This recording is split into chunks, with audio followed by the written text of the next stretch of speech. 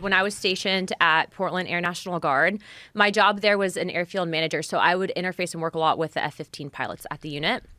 And so there had been an airspace incursion that had taken place when I was still at the time at the Guard.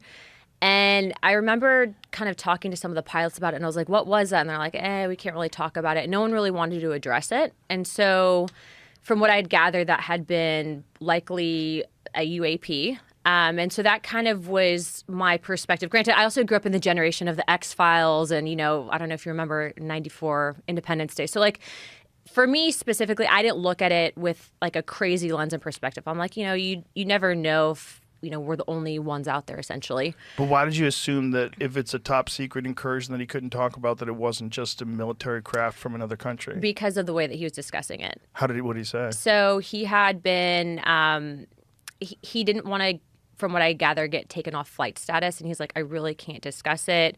We couldn't really identify it essentially. And it had outperformed them. And so that was my first, from a military perspective, kind of experience with someone who basically, there's a stigma within the flight community. Do you want to lose your security clearance? Is there this level of crazy that people kind of brand that will stick with you and kind of ruin your career? But doesn't he have instrumentation on his jet? Well, at the time, right? So it's an older platform, but he really didn't want to even talk about it.